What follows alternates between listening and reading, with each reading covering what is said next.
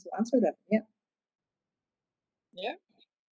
Yeah, I was wondering because we read a lot about no, not a lot about the influences of the church, and that is quite higher. That's a cultural difference, of course, because here in the Netherlands it's the government, not religion, and it's just the other way around on the island. How can we deal with that? Because for us that's quite a barrier, cultural barrier. Yeah. So thank you very much, Joy, for the question. So it is correct. On Saparua Island, since 14 out of 16 village that is over there, so 2 Muslim village and the rest is Christian Protestant village, right? The influence of church is very big in there. Good thing is that Happy Green Island with Omcase is really a good partner of the church. So they are really positive and really would like to help. It's actually impressive the amount of effort that they're putting in on the environmental action in comparison to the government. So the first time I arrived on Saparua Island, I was like, I was like Dutch people. I'll say, okay, let's go to the government, like talk to the government and everything. Yes, they'll listen to you, but the action is not really there. So then, I was a little bit like, oh, what to do? And then Omke said, like, go to the church, go to the priest. So I go to the priest, and they actually have more influence to the people. And this is the reason why on Saparua, especially on church, like on masses, so it's completely different than in here. The amount of people going to pray to the church is completely different. In here, sometimes people like go once a week on Sunday to the church, right?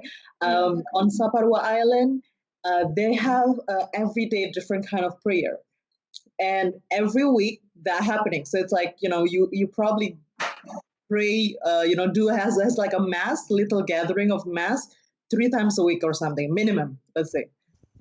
So they can communicate these issues on the environmental action in the perspective and in the spectrum of Bible. And I find it really impressive because I never think about it. Like, so I never think about the possibility of linking religion and environmental action. Yeah. So with that, I'm also putting it on the Muslim villages that I also try to link it with the Quran, like, with the holy book for Islam. So they do have a big influence, and they are a good partner of us. So please, feel free if you would like to have questions, if you would like to have action going on, then you can also take a look on the perspective of religion on that. Yeah. Okay, thanks.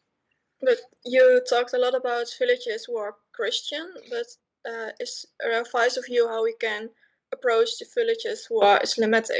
Yeah. So the villages who are Islamic, focusing on the leader of the village.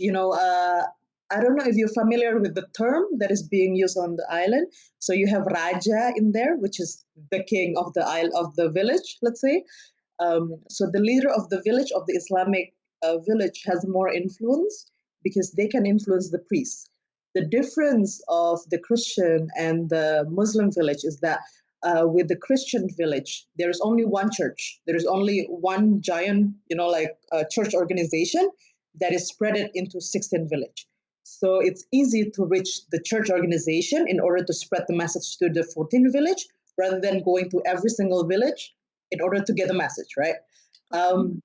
So with the Muslim village, that's the other way around. So the leader of the village is the one that is in charge, and then they will send the message to the priests, to the people that is in charge of the village, to the resident of the village itself. Yeah. And I have a question on this as well, because Sure. Do you see a difference is there a difference to be seen right now between the two Muslim villages and the Christian villages in progress on this topic, like waste management, or are they on the same level, or is it a bit more, is the one more progressive than the other? Yeah. So I was on the island on 2018 and 2019 to 2018, Mhm. right? So it was 2 years ago. And after that, I didn't come back yet.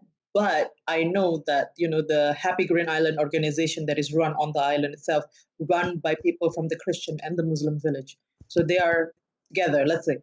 Okay, this And they maybe a all little bit of a background, The reason why there is this segregation is because from 1999 until 2005, Moluc's has a civil conflict, so civil war. Mhm. And what I mean by war is really war, like people killing each other. So these people are still alive. So like they are still there. The the thing is that the reason why segregation is because it's really about in the beginning it started because the feeling of community, the feeling of you belong to certain group, let's say. But at the moment, with all of the different dialogue, with all of different talk, we're trying to bridge this communication.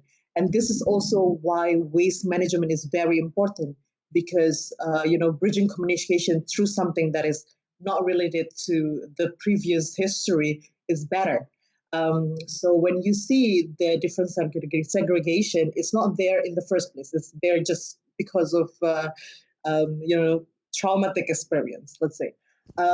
So the difference between the Muslim and the Christian villages related to the waste management issue is actually not that big.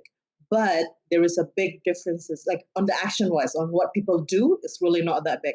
But there is a difference between like the approach that is given by the church that is actually always telling like you should do this, you should do that. And what is interesting is that sometimes when you go to someone and then you ask them like, oh, did you throw your waste in the ocean? No, the priest doesn't allow me to throw the waste in the ocean, so I burn it. So so they try. I mean, it worked in one way, but we need to find another way to, like to stop people from burning it. So that's something also that is important. Yeah. I think that indeed there is a difference between the Christian and the Muslim society, but on the other hand, they, as Nila said, try to build a bridge by using the culture aspect. And for instance, Haria, the village where I came from, is a Christian village, and Nila came from Islamic Muslim village. But we are linked to each other, like Nila said before. We are brother and sister. So during the war, we don't fight with each other. So we have to realize, no, it's our sister, it's our brother, and that is more important than the issue of religion. True. So True. the brotherhood. So that's the bridge we are building on now, and Yeah, on Maluku. and it's getting stronger. I'm saying Yeah. right now it's getting stronger because cooperation and collaboration is getting great. When I was on the island, I'm actually arranging a seminar, let's say, that is inviting. So I arranged seminar on the Muslim village, inviting the Christian youth. So it's a seminar involving young people, right? So a seminar on the waste management on the Muslim village, inviting the Christian youth, and then we're talking about waste. We're talking about how young people can actually do something about it. And then the next day, I also arranged the same seminar on the Christian village, inviting the Muslim youth. So this is also another way of bridging communication. And I think the reason why I'm telling you this background story is just because a lot of time when I give this presentation to my supervisor, they're so confused why there is a Muslim and why there is a Christian village. They don't understand like why. So then I have to tell this story because it's what happened, and we cannot really do much about it. But right now, we can actually create a better future collaboration together. That's why, yeah. But in the years 50, 60, you have it also in the Netherlands. The Catholic and the Protestants, they lived apart from each other. They have their own society, their own business, and so on. So maybe for Margot, the students now, it's far away. but I was brought up in a situation like that here in the Netherlands. Oh, yeah. So let's hope that it will go like the Netherlands in the future. You know, we have a good waste management. We have, good communication with each other. So yeah, it's really important to have an implementation action.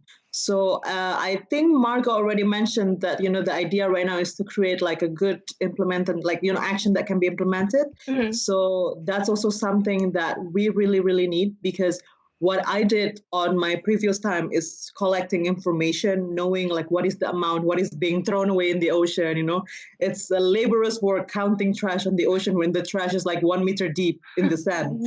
But so it's and now it's important to how to go further with it. It's how to actually make changes, because our island, the sand is it's sinking, the sand is getting away, and we have a lot of trash. The climate change issue is also a big thing right now, and it's just needed to be done. And as what Omke said, Indonesia is an archipelago country. So if you are succeeded with the plan that is on Saparua Island, there is no, it's not a boundary that it has to be there only. Like, it can be implemented to so many different islands on Indonesia.